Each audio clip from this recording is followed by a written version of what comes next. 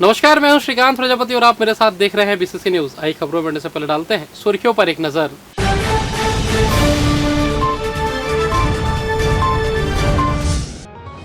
PM ने दी नई rail परियोजनाओं की सौगात, रेल को कनेक्टिविटी को मिली गति। छज्जा गिरने से 10 लोग आए चपेट में, एक मासूम की हुई मौत, डीजे बनी वजह। 10वीं 12वीं पास कराने का झांसा, साइबर ठग हुए सक्रिय। और ईद पर पढ़ी गई विशेष नमाज, मुबारकबाद का चला दौर। तो ये थी सुर्खियां, अब खबरें विस्तार से। प्रधानमंत्री नरेंद्र मोदी ने छत्तीसगढ़ के बिलासपुर में 7 नई रेलवे परियोजनाओं की आधारशिला रखी और 4 महत्वपूर्ण परियोजनाओं को राष्ट्र को समर्पित किया। कुल मिलाकर इन परियोजनाओं की लागत 2695 करोड़ है। प्रधानमंत्री ने वीडियो कॉन्फ्रेंसिंग के माध्यम से अबनपुर रायपुर वाया मंदिर हसौद मेमू ट्रेन सेवा का भी शुभारंभ किया गया।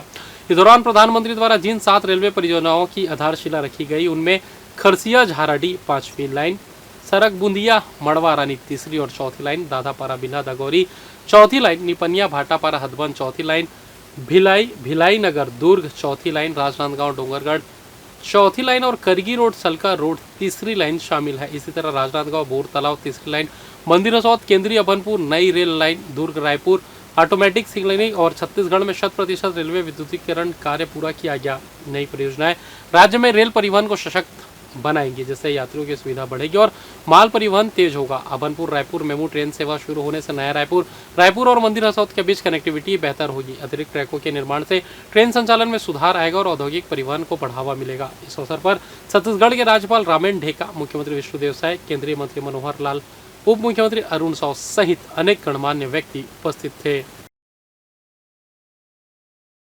इधर जिले में बकाया बिजली बिल वसूली को लेकर बिजली वितरण कंपनी ने लाइन काटने की कार्रवाई तेज कर दी है। इसी के तहत शहरी क्षेत्रों के अलावा ग्रामीण क्षेत्रों में भी युद्ध स्तर पर वसूली का काम किया जा रहा है। इस मामले में अधीक्षण अभियंता सुरेश कुमार जांगड़े ने जानकारी देते हुए बताया कि सभी 6 जून से कर्मचारी प्रतिदिन अभियान चलाकर लाइन काटने का काम कर रहे हैं। उन्होंने बताया कि विगत दिनों में सैकड़ों लाइन काटे गए और बिल का भुगतान करने पर लाइन जोड़ी गई है। गौरतलब है कि बिजली वितरण कंपनी का पूरा फोकस अब केवल वसूली को लेकर है। जिले में बकाया राशि करोड़ से अधिक हो चुकी है, लिहाजा बकाया बढ़ने के बाद उपभोक्ताओं से वसूली करना बेहद कठिन होता है। इसलिए विभाग का अमला वसूली के दौरान सख्ती बरत रहा है।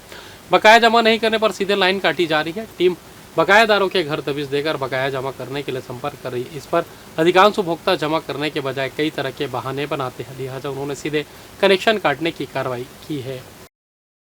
विभाग पहले भी सकता है और चूंकि 2 बार इस साल चुनाव के कारण से आचार संहिता लगा, उसके कारण से इफेक्टिव प्रभावी रूप से जो डिस्कनेक्शन लाइन विच्छेदन का कार्य नहीं हो पाया है। अभी जो है हमारी टीम फील्ड में सतत रूप से ये लाइन विच्छेदन की काम कर रही है। जो लंबे समय से नहीं पटा रहे हैं उन उपभोक्ताओं के घर में पहुंचकर पहले तो समझाइश दी जा रही है कि भैया आप बकाया राशि उसको भुगतान कीजिए, न था कि इतने में लाइन काट दी जाएगी और ये लाइन काटने की कार्यवाही चल रही है। उसके साथ साथ में भी स्मार्ट मीटर लगभग बिलासपुर सर्कल और जिले की बात करें तो 1.5 लाख उपभोक्ताओं के यहाँ भी स्मार्ट मीटर लग चुका है।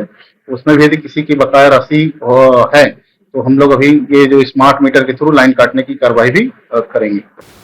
सीजी बोर्ड की परीक्षा पूर्ण होने के बाद मूल्यांकन का कार्य प्रदेश अपितु जिले में भी शुरू कर दिया गया है, जिसको लेकर जिले में छत्तीसगढ़ माध्यमिक शिक्षा मंडल ने सेज महारानी लक्ष्मीबाई स्कूल और कन्या सरगंडा को मूल्यांकन केंद्र बनाया है, जहां शासकीय छुट्टी के दिन भी केंद्रों में मूल्यांकन का काम चल रहा है। आपको बता दें, सोमवार को ईद पर्व की वजह से शासकीय छुट्टी है, लेकिन तय समय सीमा में बोर्ड के परीक्षाओं के मूल्यांकन कार्य को पूरा करने जिले के मूल्यांकन केंद्रों में मूल्यांकन का कार्य सोमवार को भी जारी रहा। हालांकि शिक्षकों की संख्या अन्य दिनों की अपेक्षा आंशिक रूप से कम थी। इस दौरान उत्तर पुस्तिका का मूल्यांकन करने वाले शिक्षकों ने जानकारी देते हुए बताया कि विगत वर्षों की अपेक्षा इस वर्ष बोर्ड के छात्रों में लेखन क्षमता में वृद्धि हुई है। सभी ने उत्तर पुस्तिकाओं को लगभग पूरी तरीके से भरा है। वहीं कठिन विषयों में से एक इंग्लिश विषय में बोर्ड के छात्रों में ग्रामर की काफ़ी गलतियां देखने को मिली है। आपको बता दें, जिले के सेज महारानी लक्ष्मीबाई स्कूल में मूल्यांकन के लिए 10वीं के लिए 55,000 और 12वीं के 35,000 उत्तर पुस्तिका, वहीं कन्या सरकंडा में 12वीं के लिए 32,000 और 10वीं के लिए 49,000 उत्तर पुस्तिका भेजी गई थी। इस मामले में केंद्राध्यक्ष के अनुसार निर्धारित समय में मूल्यांकन पूर्ण कर लेने की बात कही जा रही है।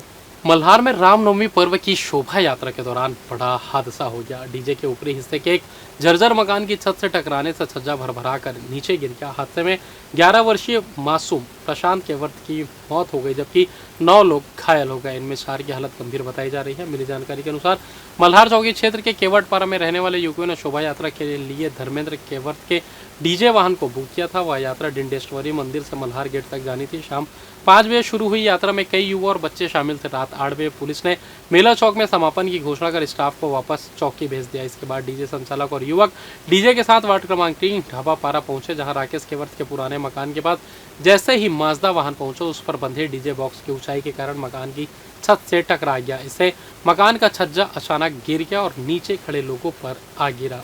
हादसे में प्रशांत केवट, चंद्रशेखर केवट, दीपक केवट, हेमंत केवट, शिवसागर केवट, दीपेश केवट, चिंटू केवट समेत अन्य घायल हो गए। सभी घायलों को तुरंत मस्तूरी स्थित सामुदायिक स्वास्थ्य केंद्र ले जाया गया, जहां से 4 की गंभीर हालत को देखते हुए बिलासपुर सिम्स रेफर किया गया। वहीं प्रशांत केवट को एक निजी हॉस्पिटल में भर्ती किया गया था, जहां इलाज के दौरान उसकी मौत हो गई। वहीं 4 अन्य घायलों का इलाज जारी, जबकि 5 लोगों को प्राथमिक उपचार के बाद छुट्टी दे दी गई। इधर मल्हार पुलिस ने मामले की जांच शुरू कर दी और डीजे संचालक, गाड़ी चालक व आयोजकों की तलाश में जुट गई है।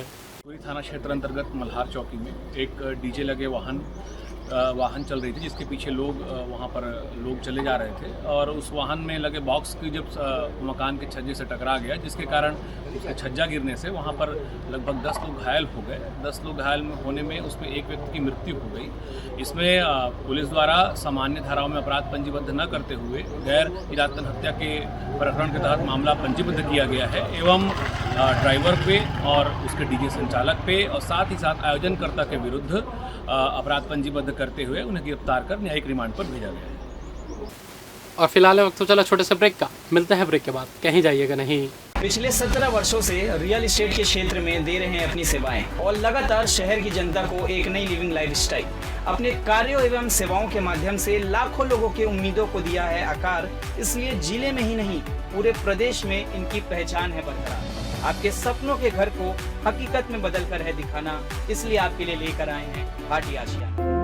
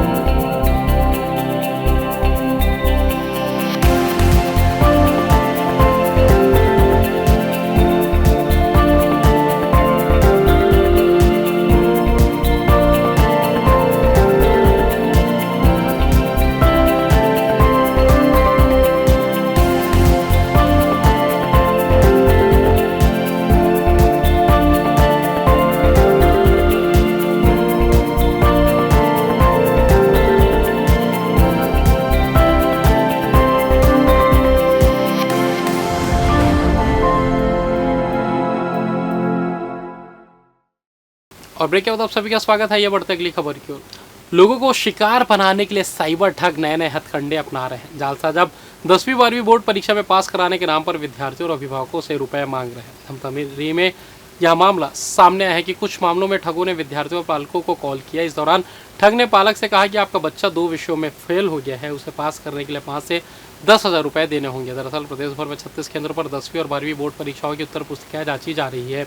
आपको बता दें, मंडल ने मई के पहले सप्ताह में इनके परिणाम जारी करने की संभावना जताई है। इसका फायदा उठाते हुए ठग सक्रिय हो गए हैं, जो विद्यार्थियों के पालकों का मोबाइल नंबर प्राप्त कर इन दिनों उन्हें ठगी का शिकार बनाने की कोशिश में है। लोगों से रुपए ऐंठने के लिए ठग QR कोड भेज रहे हैं। रुपए नहीं देने पर बच्चों को फेल करने की धमकी भी दे रहे हैं।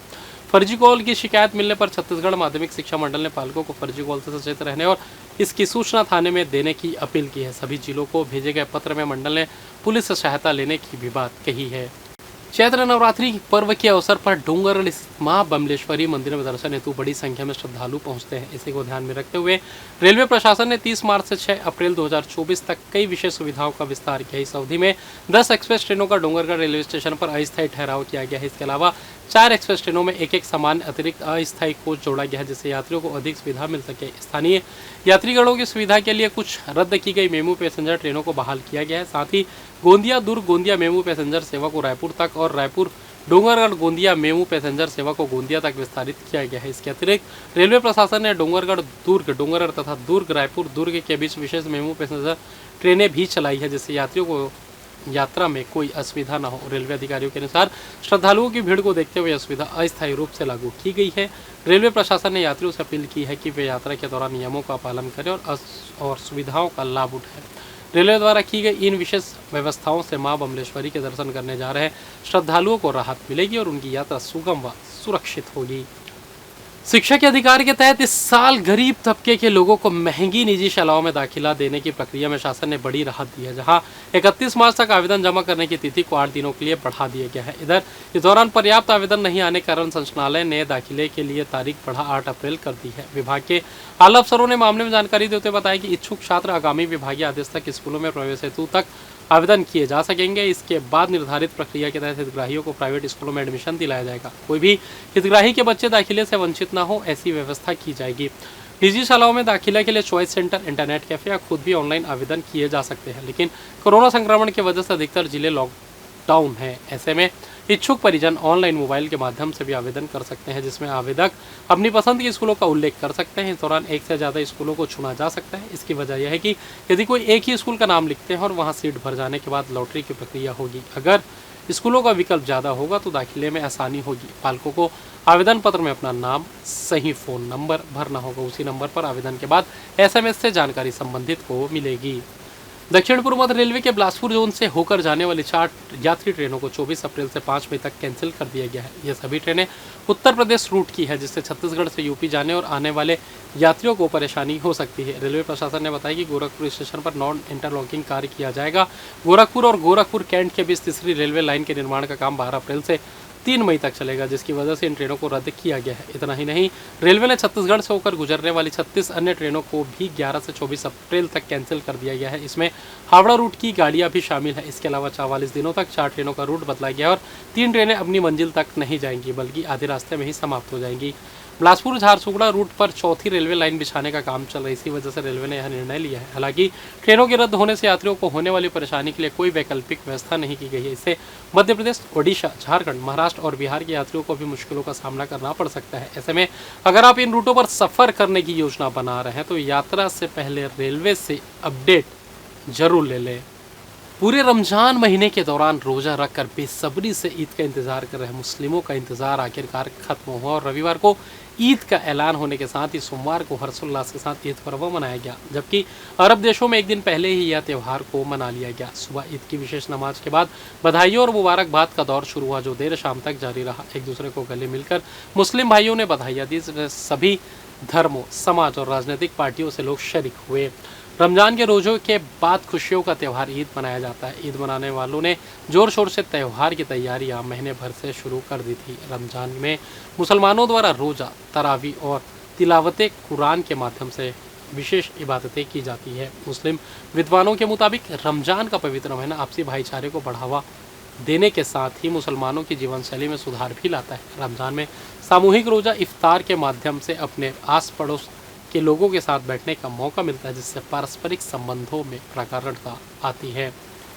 और फिलहाल इस बुलेटिन में बस इतना ही। मुझे दीजिए इजाज़त। फिर होगी आपसे मुलाकात। तब तक देखते रहिए BCC न्यूज़। नमस्कार।